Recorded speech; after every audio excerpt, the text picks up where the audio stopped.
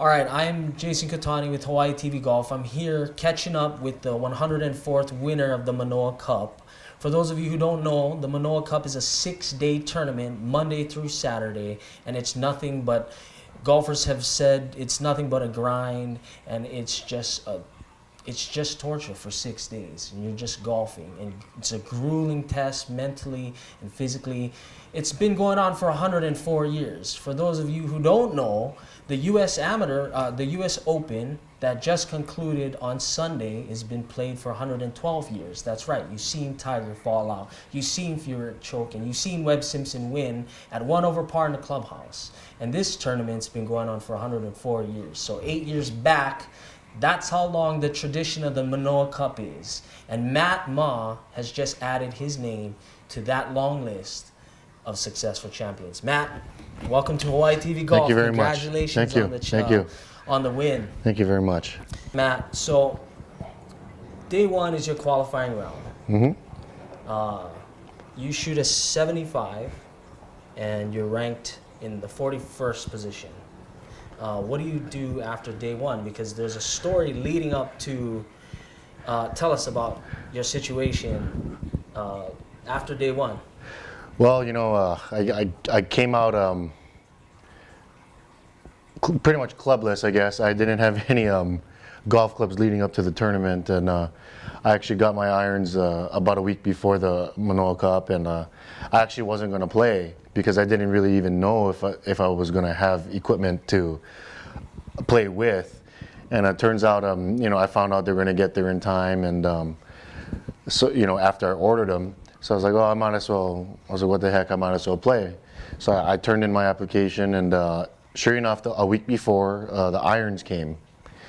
And so, you know, I could actually practice the irons and whatnot, and, you know, I was able to get a little bit in, you know, of practice, hitting some balls and whatnot. The Friday before the Monday start of the Manoa Cup, my driver, 3-wood, and the wedges came in. So, and I had actually ordered custom shafts through, you know, Aloha Golf, because they distribute graphic design. I had actually had shafts sitting in their shop without club heads to put them in. And when that came in on Friday by lunch, I ran and picked them up. And I ran back to Dillingham and stuck the shafts in the heads. And I had them cut and, you know, cycled and, you know, put the grip on there. So I waited till I actually played, got lucky. I played a practice round on Saturday with one of the boys on the Iolani team. He's a member out there. So I was able to actually play 18 holes. And I was like, well, it's okay. So, you know, first time, not too bad. We'll see how it goes. So practice with them on Sunday. Went out on Monday, hit it everywhere, and somehow kept it to 75. So the main thing was to just get to match play, because you know, I'm sure if you follow the game of golf, once you get to match play, it's a whole different animal. Right. You know, you can make a 10, you can take a 50 on one hole and you only lose one hole. Right. It doesn't matter.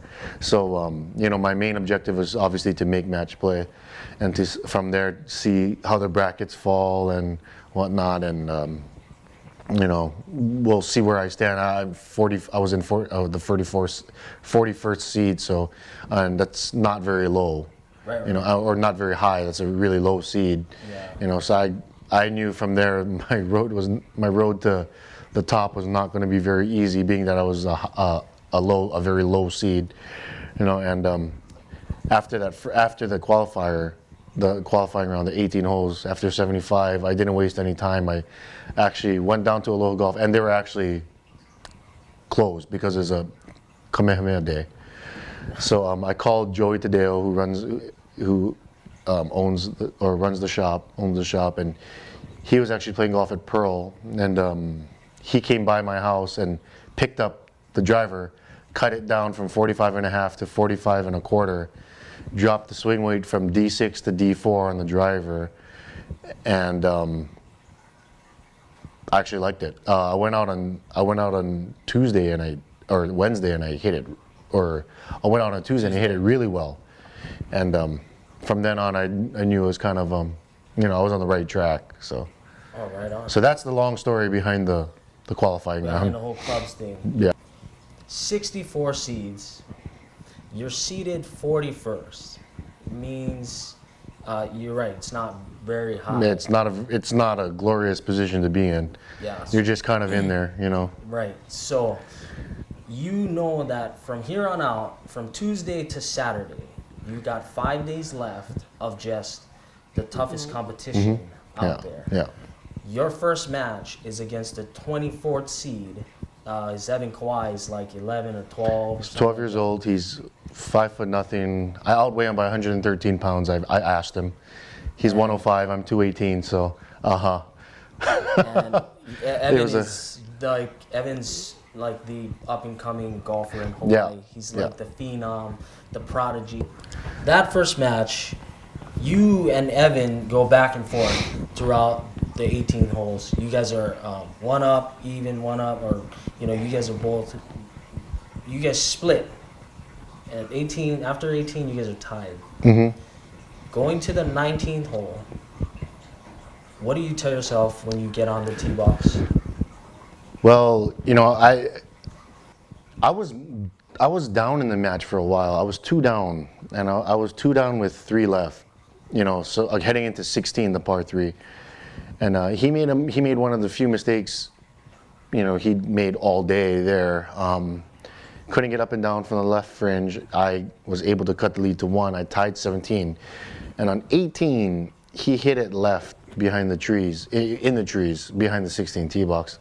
His ball kicked what we probably think it kicked left in the hazard, but since no one could tell for sure where his ball had entered the hazard, Mr. Gary Wild, the rules official, said it's a lost ball because you can't identify the exact point of entry. Right. So he headed back to tee, made double.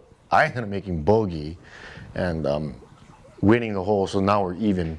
So heading to the 19th hole, which was number 1, the par 4, I kind of felt that I had the momentum going in because he squandered two holes in a 2-hole lead in 3 holes. Right.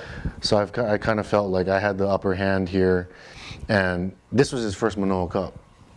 So I've been here before, right? And I kind of figured that in my head, I was just like, well, I can't take my foot off the gas now. Right. And he made a few mistakes that cost him, and I took advantage of it, and now I got to take advantage of one more mistake. Right. And it ended up happening. I had the honor on 1, or on the 19th hole. I hit it left, but I hit it solid. I was way down there. I hit 3 wood off the tee. Was way down there. I think I only had like 70 or 80 yards. He steps up on the box and hooks driver in the trees. When I get up to my ball, my caddy, Corey Kozuma, he plays for UH Hilo. So he's a pretty experienced player himself. He tells me that he's got nothing. Evan had nothing from where his ball was lying. Right. And he said he's got to punch out. Sure enough, he punches it out. He's by those paper bark trees on the right side. He's got like 40, 50, 60 yards in, whatever he had in. So I knew, at that angle and the greens are firming up, it's going to be tough to get it really close.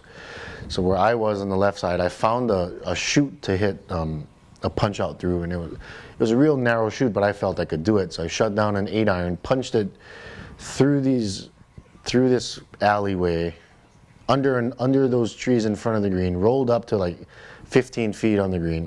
That was part luck. I want to say part luck, part skill, because I meant to do it. And right. But it was a good shot. It right shot at the right time. Just kind of one of those things, and ended up Evan couldn't make it. He hit it past the flag on the 3rd shot. Couldn't make it, and I two-putted that for the win. So I was very fortunate to even advance to the second round. Even just to get there was, and after that I was like, well, there's going to be no gimmies in this thing. Right.